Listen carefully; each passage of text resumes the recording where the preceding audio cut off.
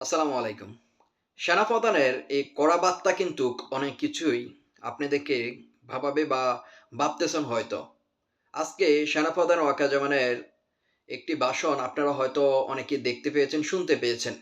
তো আমি সম্পূর্ণ তার ভাষণটি মনোযোগ দিয়ে শুনছি। আমি স্যাটিসফাইড। তার যে কথাগুলা বা বডি ল্যাঙ্গুয়েজ গুলা আমার কাছে খুব ভালো লাগছে।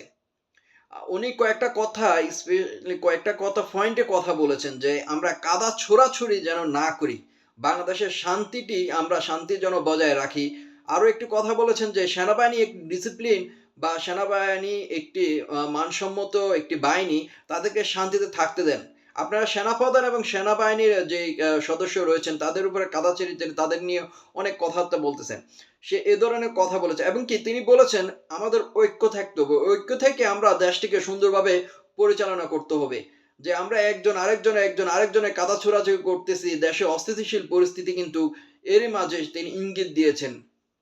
সে কয়েকটা কথা আপনাদেরকে ইঙ্গিত দিয়েছেন যে আপনারা যদি এভাবে কাদা ছোড়াছুড়ি যদি করেন তাহলে কিন্তু ওই যে 111 এর কথার মতো আপনারা কিন্তু মাথায় রাখবেন কিন্তু।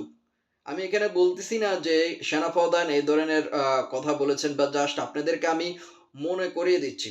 আমি সেনাপ্রধান এবং সেনাবাহিনীকে যথেষ্ট ভালোবাসি, সম্মান করি।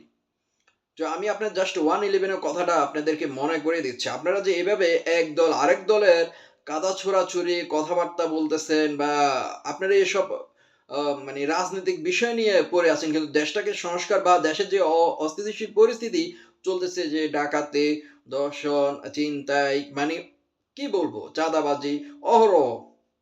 এই দল কি করেছে, ওই দল কি করেছে, ওই দল গুপ্তচর, ওই দল ছাত্রদল। মানে আপনারা শুধু এগুলো নিয়ে ব্যস্ত আছেন। তো সেনাবাহিনীর প্রধানের যে কড়া বার্তাটি সেটা আমি খুব ভালো লাগছে। তিনি কয়েকটা পয়েন্টের কথা বলেছে হয়তো আপনারা সবাই শুনতে পেয়েছেন, দেখতে পেয়েছেন।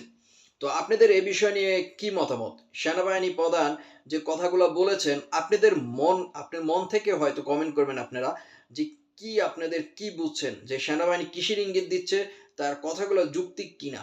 অবশ্যই আপনারা কমেন্ট বক্সে জানিয়ে যাবেন। ধন্যবাদ সকলকে।